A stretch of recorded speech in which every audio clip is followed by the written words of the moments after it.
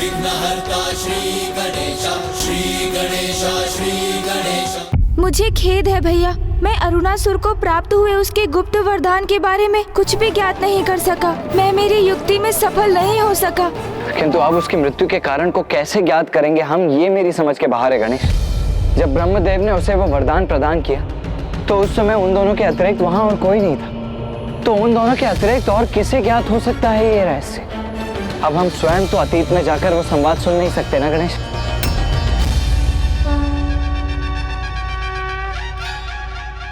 अब क्या हुआ गणेश?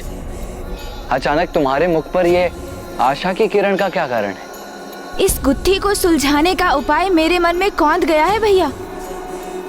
भैया मुझे उनका परिचय ज्ञात है, जिनकी दृष्टि से कुछ भी नहीं छिपा है। मैं कुछ समझा नहीं गणेश, कौन है वो? समय अर्थात काल।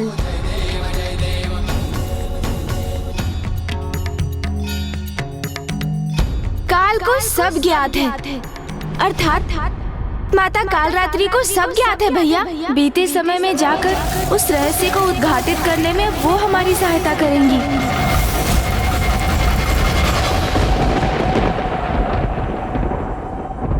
देखा मेरा प्रभाव गणेश, मेरा आगमन होते ही तुम्हें इतनी जटिल समस्या का समाधान भी प्राप्त हो गया। किंतु इस जटिल समस्या का समाधान तो मेरी बुद्धि में ही उत्पन्न हुआ ना। हाँ, किंतु है तो ये मेरा ही प्रभाव ना। देखा देखा आपने मूषक जी, कैसे मेरी बुद्धिमानी का श्रेय भी भैया ने स्वयं अपने पर ले लिया। किंतु प्रभु, ये भी तो हो सकता है यह मुझ बुद्धिमान की उपस्थिति के कारण आपको ये विचार आया हो। ओहो मूषक जी, आप भी ना। ये तो बिल्कुल उचित कहा आपने मूषक जी। धन्यवाद कार्तिकेय जी, धन्यवाद। गणेश, हास परिहास में हमारा समय व्यर्थ करना उचित नहीं है। अब समाधान तो सूझ गया है, किंतु माता कालरात्रि को समय में पीछे जाकर हमें सब बताने के लिए कैसे मनाओगे? क्योंकि दुर्गमासुर से भेंट होने के पश्चात से ही वो तो अत्यंत क्रोधित हैं। दुष्टों को समझाना नहीं, उनका संहार करना है मेरा स्वभाव। इसीलिए मुझे उसका संहार करने भेजना चाहिए था आपको। किसी भी विकट परिस्थिति को सुलझाने के लिए साम दाम दंड भेद का प्रयोग करना होता है, और मैं भी ऐसा ही करूंगा। माता के क्रोध की कटुता अपने मीठे मीठे वचनों की मिश्री से मिटा दूंगा मैं। उनका ऐसा मनुहार करूंगा मैं कि वो अवश्य मान जाएंगी भैया। किंतु गणेश, बहुत भयंकर होता है उनका क्रोध, उन्हें मनाना इतना सरल नहीं है। अरे आप देखते जाइए ना भैया, कितनी सरलता से मनाता हूँ मैं उन्हें। ऐसी प्रशंसा करूंगा उनकी मैं कि वो मुझसे प्रसन्न होकर मुझे दर्शन अवश्य देंगी। हाँ, ये तो सत्य है गणेश। जो अत्यधिक क्रोध करते हैं उनका हृदय बड़ा सरल होता है, और थोड़े से मनुहार से भी वो शांत हो जाते हैं। तो माता कालरात्रि को मनाने की तुम्हारी ये युक्ति कदाचित सर्वथा उचित है। हाँ, किंतु हम उन्हें बुलाएंगे कैसे? श्रद्धा और निष्ठा से उनका आवाहन कर।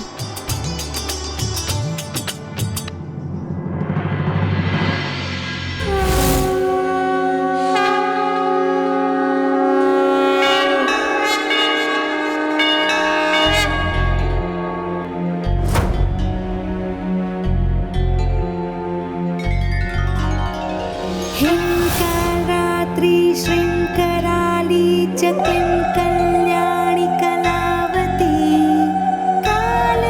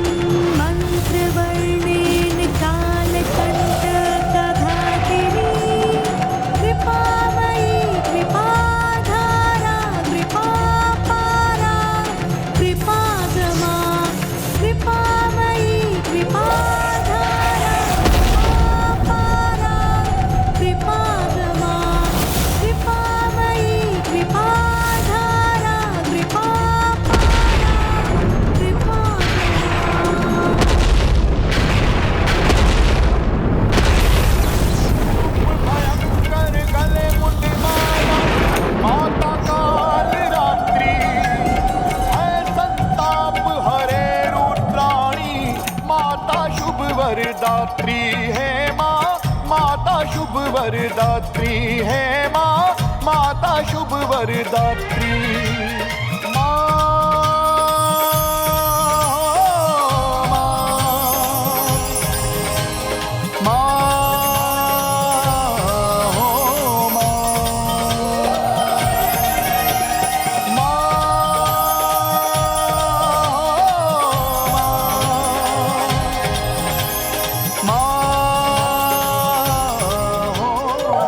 बताओ क्यों आवाहन किया मेरा? माता, मेरी विकट समस्या आप ही समझ सकती हैं और उसका समाधान भी आप ही मुझे बता सकती हैं। क्योंकि जो पूर्व में अवस्था आपकी थी वही अवस्था अब मेरी है, इसलिए मैंने आपका आवाहन किया है माता।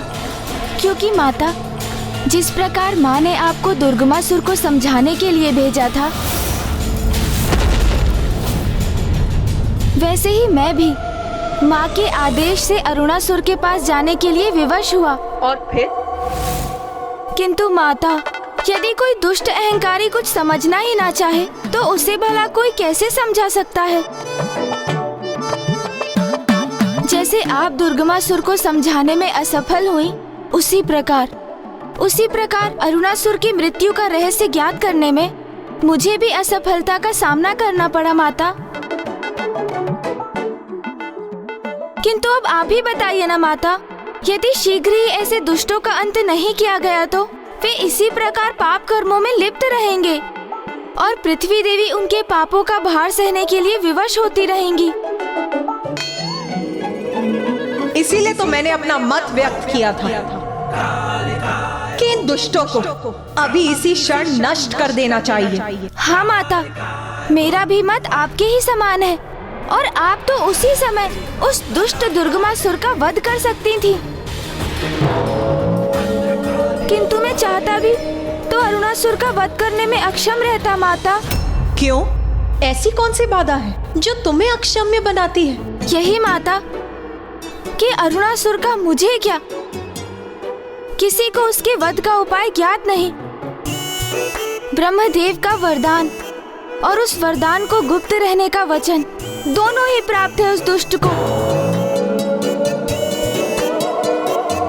इसलिए जो रहस्य ब्रह्मदेव उजागर नहीं कर सकते वो मैं स्वयं ज्ञात करने गया था माता, किंतु असफल हो गया और अब प्रथम बार माँ के आदेश का पालन करने में असफल होकर लौटना होगा मुझे।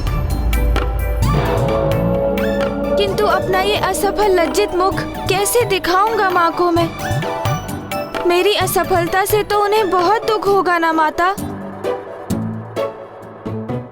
और वो तो यही कहेंगी ना माता कि पुत्र, तुम अरुणासुर के वध के रहस्य को उजागर नहीं कर सके, तो उसका वध कैसे करोगे तुम? ऐसा कुछ नहीं होगा पुत्र, तुम निश्चिंत रहो। अरुणासुर का भेद मैं तुम्हें बताऊंगी। कहा था ना भैया कि सरलता से माता को मनुहार से मना लूंगा मैं। चतुर गणेशा, तुम्हें निराश होकर नहीं लौटने दूंगी मैं। काल चक्र को विपरीत दिशा में घुमाकर अतीत का वो दृश्य उत्पन्न करूंगी जब अरुणासुर को वो वरदान प्राप्त हुआ था।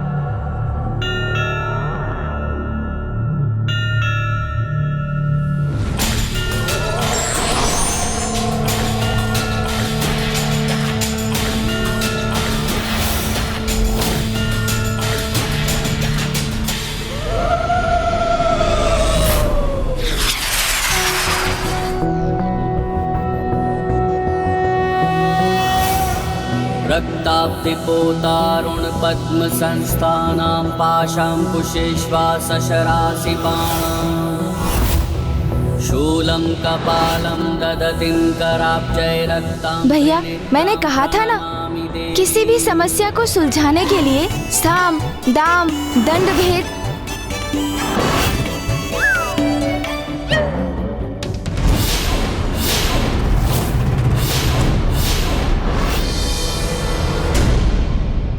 अरे माता, यहाँ क्यों रुक गई आप?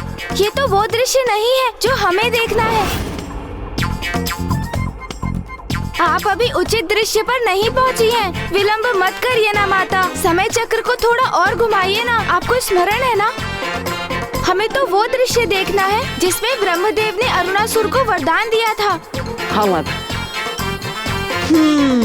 उचित कहते हो तुम। इसमें तो तुम और कुमार कार्तिक ही हैं। किंतु हम समय के इस बिंदु पर रुक ही गए, तो मुझे तुम्हारा वार्तालाप सुनने का मन हो रहा।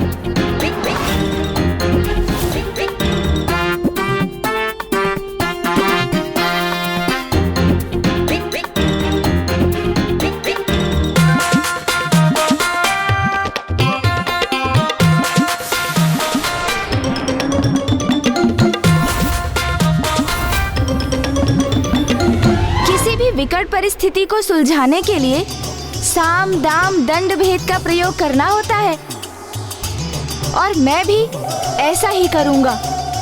माता के क्रोध की कटुता अपने मीठे मीठे वचनों की मिश्री से मिटा दूंगा मैं। उनका ऐसा मनोहार करूंगा मैं कि वो अवश्य मान जाएंगी भैया। अरे आप देखते जाइए ना भैया, कितनी सरलता से मनाता हूँ मैं उन्हें।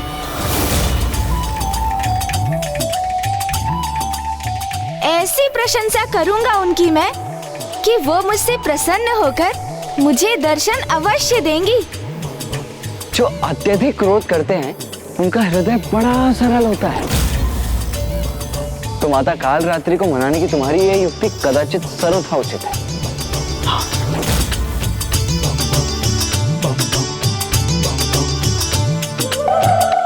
इतना दुस्साहस कि तुम दोनों ने मुझे मूर्ख बनाने का प्रयास किया।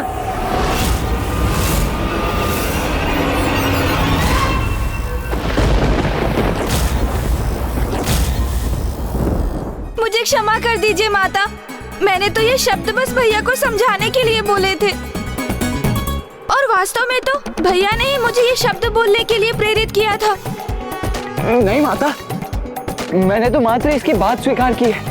ये भूल इसी की है माता, मेरे नहीं। आपका दोषी यही है।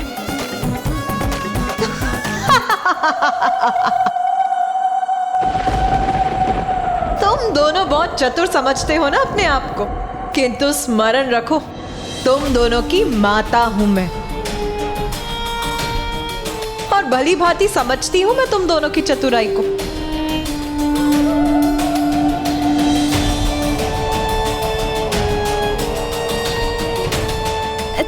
तो माता, आप मुझसे रुष्ट नहीं है,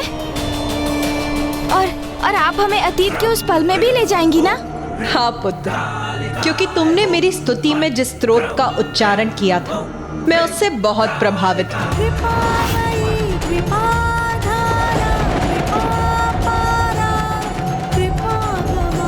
इसीलिए आज मैं ये घोषणा करती हूँ कि तुम्हारे समान जो भी मेरे स्तोत्र का उच्चारण करेगा और उसकी अंतिम पंक्तियों को 3 बार दोहराएगा, मैं उसकी सभी भूलों को क्षमा कर उसकी सहायता के लिए सदा प्रस्तुत होंगी।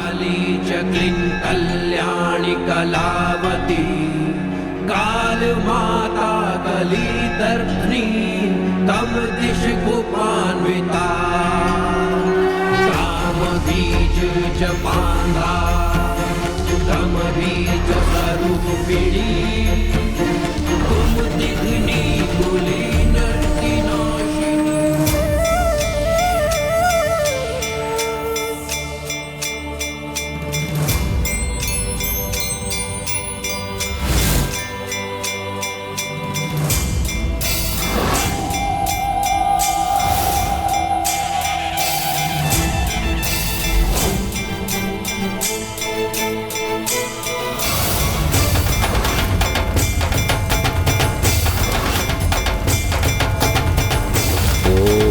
ब्रह्मदेवाय नमः। ओम ब्रह्मदेवाय नमः। ओम ब्रह्मदेवाय नमः। ओम ब्रह्मदेवाय नमः। ओम ब्रह्मदेवाय नमः। ओम ब्रह्मदेवाय नमः। अरुणासुर, उठो अरुणासुर, तुम्हारा तप सफल हुआ।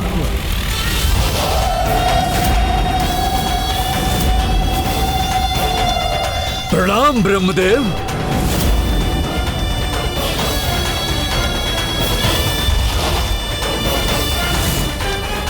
मैं अपना तप आपके चरणों में समर्पित करता हूं प्रभु।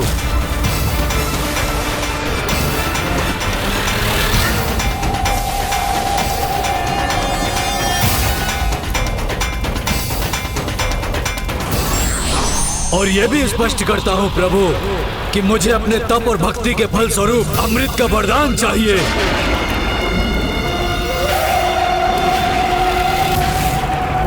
अरुणासुर, मैं तुम्हारे इस घोर तप से अत्यंत प्रसन्न हुआ, किंतु अमृत प्रदान करने में मैं असमर्थ हूं। प्रभु, इस तप की दीर्घ अवधि में अनेक कष्ट सहे हैं मैंने। प्रथम सहस्त्र 10 वर्ष मात्र वायु और सूखे पत्ते को ही आहार बनाया मैंने, और फिर 10 सहस्त्र वर्ष मैंने जल की बूंदों का ही पान किया प्रभु, और अंतिम 10 वर्ष मैंने कुछ भी ग्रहण नहीं किया प्रभु। और आप कह रहे हैं मुझे आप अमृत का वरदान नहीं दे सकते, तो फिर क्या लाभ हुआ इतने कठोर तप का प्रभु? बताइए प्रभु, बताइए, फिर क्या लाभ हुआ? अरुणासुर, मैं भी शक्ति के नियमों से बंधा हूं, और मृत्यु सृष्टि का अंतिम अटल सत्य है। अमृत्यु में तो क्या, तुम्हें कोई भी प्रदान नहीं कर सकता। हाँ, तुम ये चुनाव अवश्य कर सकते हो कि किसके द्वारा तुम्हारी मृत्यु असंभव है और किसके हाथों से तुम्हारी मृत्यु संभव हो सकती है। ये वरदान मैं अवश्य दे सकता हूँ। अच्छा, यदि आप अपने भक्त के लिए इतना ही कर सकते हैं तो फिर यही उचित है, किंतु मेरी एक अवस्था है। वचन दीजिए मुझे कि आप मेरे वरदान को गुप्त रखेंगे, उसका रहस्य किसी भी परिस्थिति में किसी के समक्ष उजागर नहीं करेंगे।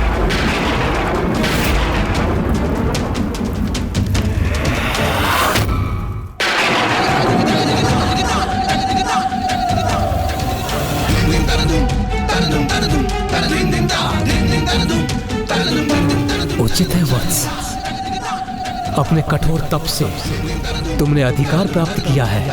मैं तुम्हें वचन देता हूँ, मैं तुम्हारे वरदान के विषय में कभी भी किसी से कुछ नहीं कहूंगा। तो फिर मुझे ये वरदान देने की कृपा कीजिए प्रभु कि मेरा वध कोई देवता, असुर, स्त्री, किन्नर, पशु, यक्ष, नाग, गंधर्व द्वारा संभव न हो सके।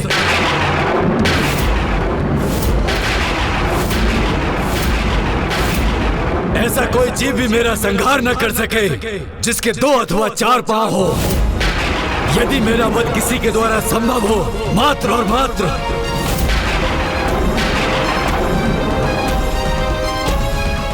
6 पांव वाली तुच्छ रानी कीट ही कर सके, जिसका स्वर ब्रह्मांड की गूंज के समान हो।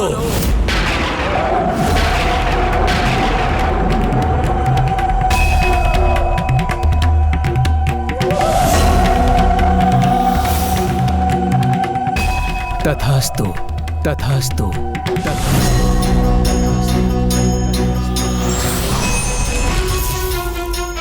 छह पांव वाली तुच्छ रानी कीट ही कर सके, जिसका स्वर ब्रह्मांड की गूंज के समान हो।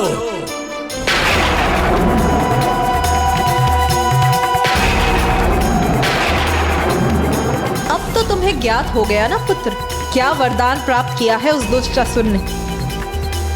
हाँ माता, उस दुष्ट ने बहुत चतुराई का प्रदर्शन किया है, क्योंकि उसे ये ज्ञात है कि वो गिरगिट होने के कारण अपनी जिह्वा से किसी भी कीट को अपना आहार बना सकता है, और उसने रानी कीट को इसीलिए चुना क्योंकि वो यदा कदा ही गतिशील होती है। किंतु ऐसा कौन सा कीट है जिसके 6 पांव होते हैं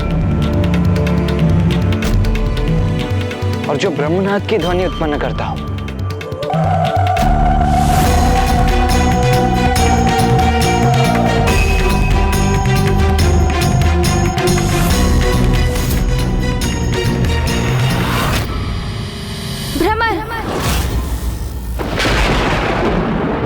भ्रमर है वो कीट।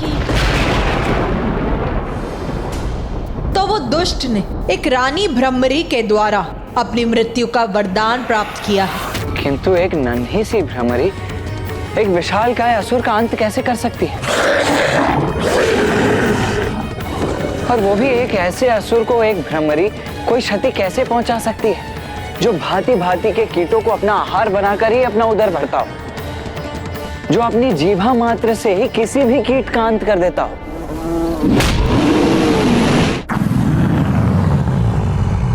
भैया, ये किसी साधारण भ्रमरी के लिए कहाँ संभव है? उसके संहार के लिए तो स्वयं माँ को ही भ्रमरों की रानी भ्रमरी का रूप धारण करना होगा। कितनी अद्भुत और अपूर्व होगी ये घटना, जिसका साक्षी बनने का सौभाग्य प्राप्त करने की बड़ी उत्सुकता से प्रतीक्षा करूंगा मैं।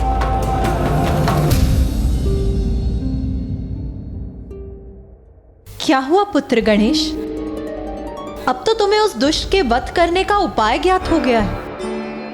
अब क्यों चिंतित हो तुम? माता, मैं यही सोचकर चिंतित हूँ कि संपूर्ण सृष्टि जिनकी पूजा करती है, समस्त देवियाँ जिनकी सेवा कर स्वयं को धन्य समझ रही थी, स्वयं त्रिदेव जिनकी आरती कर रहे थे, वो जो स्वयं संपूर्ण सृष्टि की सर्वे सर्वा है, जिनके कारण ये अंतरिक्ष और ग्रह है, और जो सभी लोकों के उत्पत्ति के कारण भी है, उन देवी माता आदि शक्ति से एक छोटी सी प्राणी एक लघु भ्रमरी का रूप धारण करने के लिए कैसे अनुरोध करेंगे?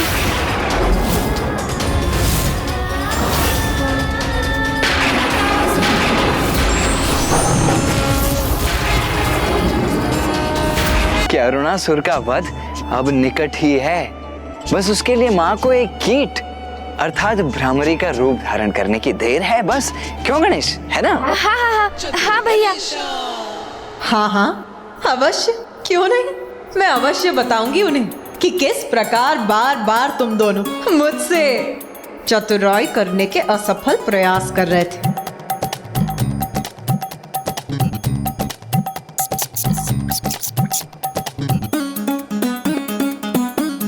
भैया, माता तो समझ गई। समझूंगी नहीं, कदाचित तुम दोनों ये भूल गए मैं माता हूँ तुम्हारी। माता, ये गणेश भी ना चतुराई किए बिना रह ही नहीं सकता है। अरे इसमें चतुराई की क्या बात है भैया? आप बड़े हैं ना, तो आपका कर्तव्य है कि आप ये समाचार माँ तक पहुँचाएं। किंतु मैं तो उनका पुत्र हूँ। कोई पुत्र अपनी माँ को ये कैसे कह सकता है कि वो एक कीट का रूप धारण कर ले? तो मैं भी तो माँ का ही पुत्र हूँ ना भैया, फिर आप मुझसे ऐसी अपेक्षा कैसे कर सकते हैं? और हम दोनों ही माँ से ये नहीं कह सकते, तो फिर ऐसा कौन है जो ये बात माँ को बता सकता है? कौन हो सकता है वो अन्य उपाय?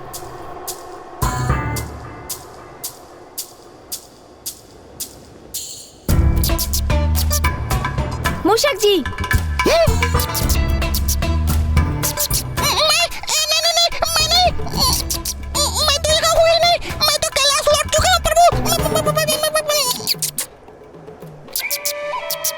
कैलाश, सूझ गया उपाय। माता, भैया, इस उलझन को सुलझाने की युक्ति सूझ गई है मुझे। तो शीघ्र बताओ गणेश, माँ वहाँ बड़ी अधीरता से प्रतीक्षा कर रही हैं, बताओ शीघ्रता से। आप चिंता मत कीजिए भैया, माँ तक ये सूचना कौन और कैसे पहुँचाएगा, अब तो आप वो मुझ पर ही छोड़ दीजिए। आप तो बस इतना कीजिए कि माँ के निकट पहुँचकर माँ से बस इतना कहिए कि हमें अरुणासुर के वध का उपाय ज्ञात हो गया है।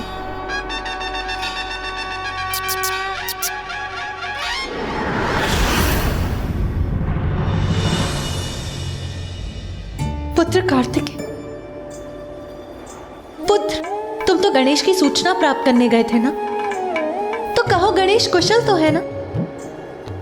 हाँ माँ, गणेश तो पूर्ण रूप से सकुशल है। तो फिर कहाँ है वो? अरुणासुर के वध का उपाय ज्ञात कर वो अभी तक लौटा क्यों नहीं पुत्र?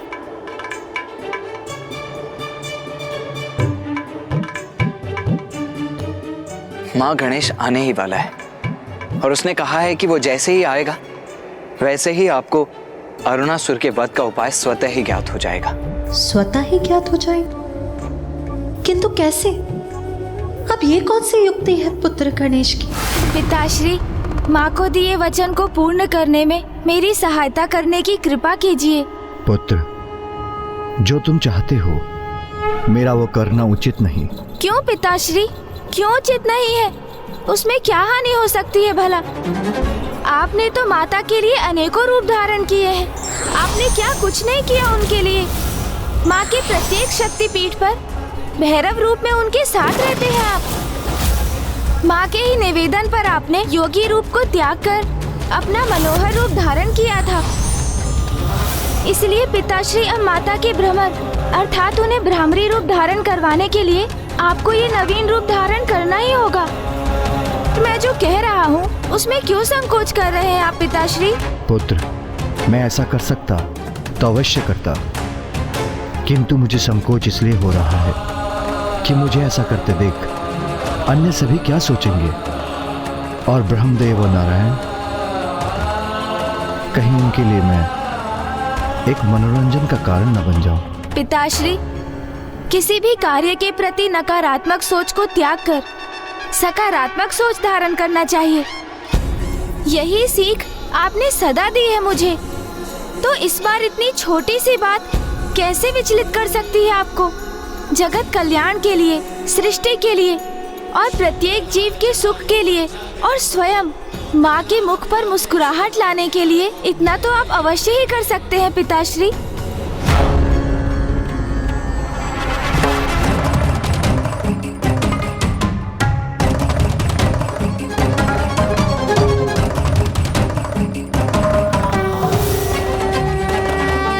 अब अधिक विचार मत कीजिए पिताश्री। जगत के जीवों की भलाई के लिए, माता की मुस्कुराहट के लिए मेरा अनुरोध स्वीकार कीजिए।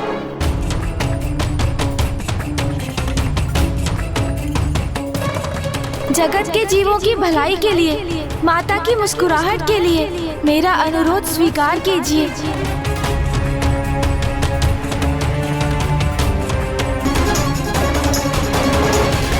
उचित है पुत्र, जो तुम चाहते हो मैं धारण करूंगा वो रूप। फिर तुम मुझे उस रूप में स्वर्ग लोक ले जाओगे, जहां तुम्हारी माँ तुम्हारी प्रतीक्षा कर रही है।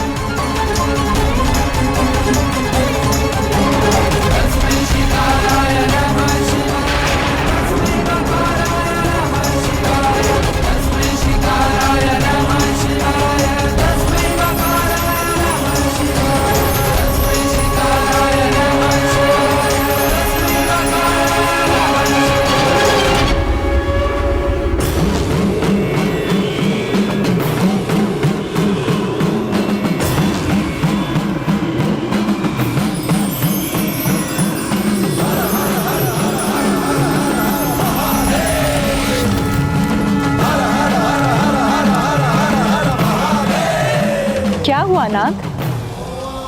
मुझे डमरू और शंख की नाद सुनाई दे रही है। ऐसा प्रतीत होता है जैसे महादेव कुछ ऐसा करने जा रहे हैं जो अपूर्व है, असाधारण है।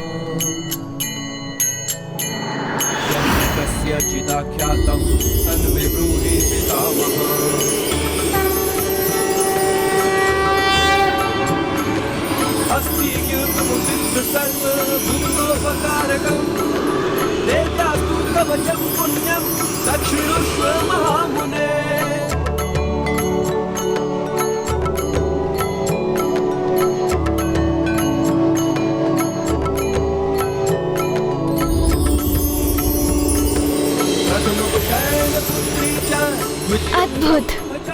इस रूप को धारण करने के लिए आपका कोटि कोटि धन्यवाद पिताश्री।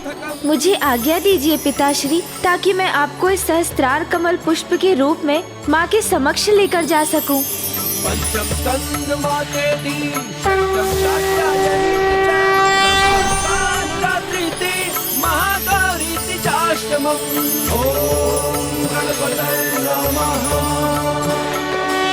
अब पुत्र गणेश सहस्त्रार कमल पुष्प रूप में महादेव को देवी आदि शक्ति के पास स्वर्गलोक ले जा रहा है।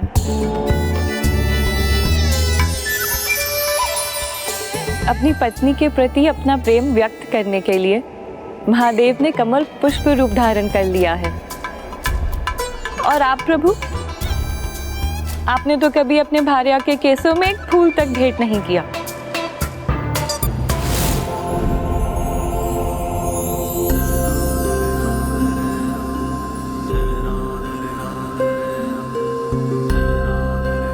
कमल पुष्प पर स्थित होकर आपको महादेव का कमल पुष्प रूप धारण करना मनोरंजन का कारण प्रतीत हो रहा है। महादेव के त्याग को आप कैसे समझ सकते हैं स्वामी? स्वयं कमल पुष्प पर विराजमान अवश्य रह सकते हैं, किंतु महादेव के समान मान अपमान की चिंता किए बिना अपनी पत्नी के मुख पर मुस्कुराहट देखने के लिए अपनी पत्नी के लिए निसंकोच इस प्रकार पुष्प रूप धारण कर सकते हैं क्या आप?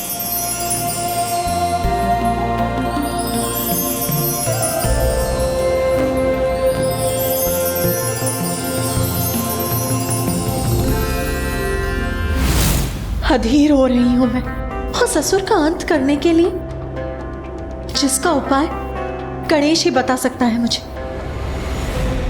किंतु कहाँ है पुत्र गणेश?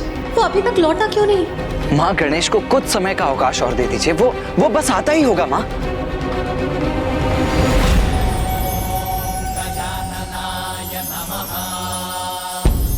पिताश्री, मैं आपको यहाँ कहाँ स्थापित करूं?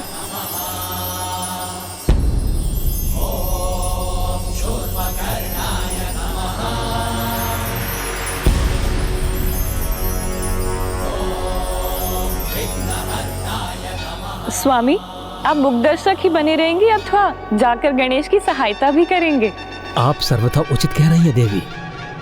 हमें वहां जाकर गणेश की सहायता करनी चाहिए।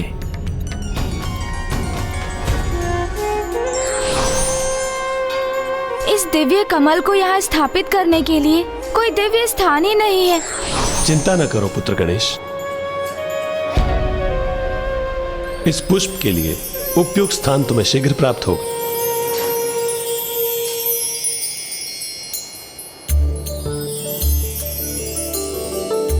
अति सुंदर, कितना अपूर्व, कितना सुंदर दृश्य है ये। अद्भुत। कितनी असाधारण दिव्यता है इस दिव्य कमल पुष्प की। कमल पुष्प कितना भी दिव्य क्यों ना हो, किंतु उसका उपयुक्त स्थान कीचड़ ही होता है। यही तो मेरी उलझन का कारण है माता। स्वर्ग लोक में कीचड़ कहाँ से उत्पन्न करूं? जब जगत कल्याण हेतु महादेव पुष्प का रूप धारण कर सकते हैं तो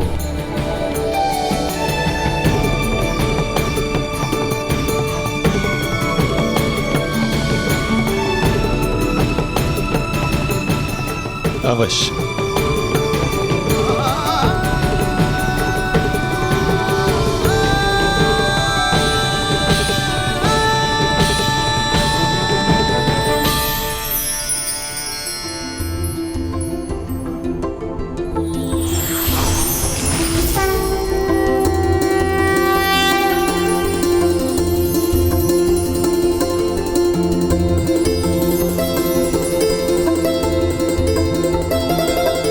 धन्यवाद मामा श्री, प्रभु श्री नारायण। निर्मल जल सात्विकता का प्रतीक होता है, और जहाँ सात्विकता है ज्ञान का वास भी वहीं होता है।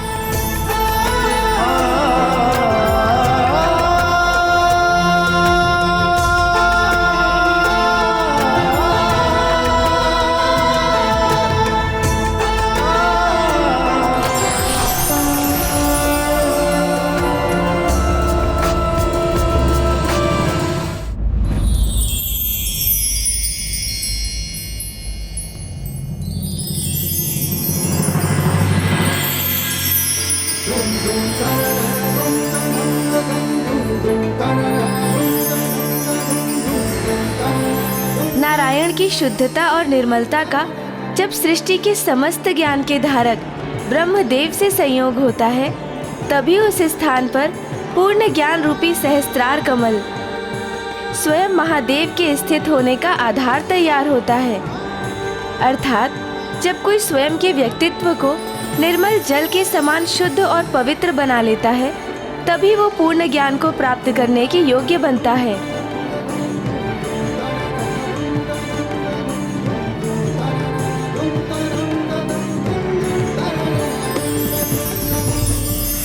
सरल शब्दों में कहूँ तो यहाँ तीनों त्रिदेव इसका प्रतीक हैं।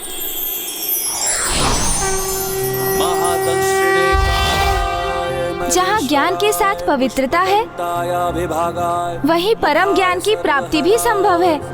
हिरण्यश्रवसे द्वारिणे भीमाय भीम पराक्रमाय ओम नमो नमः।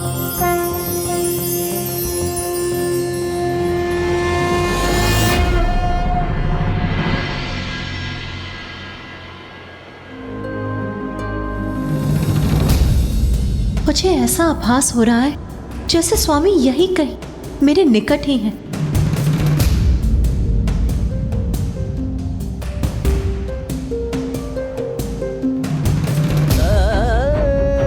किंतु यदि वो मेरे निकट है तो मेरे सम्मुख क्यों नहीं आ रहे हैं?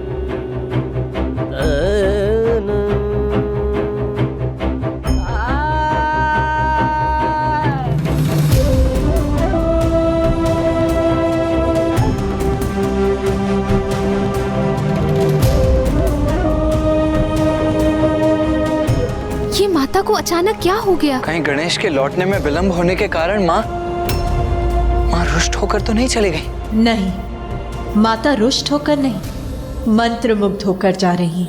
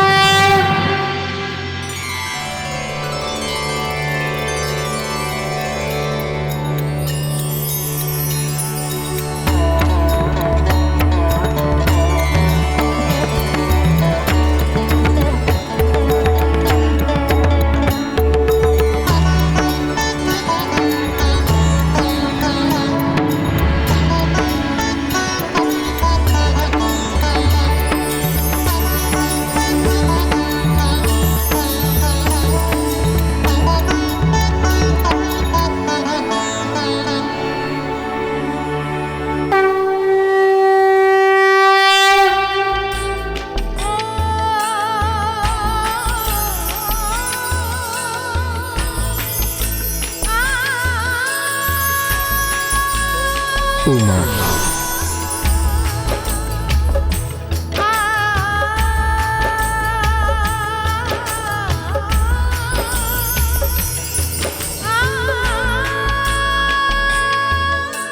स्वामी,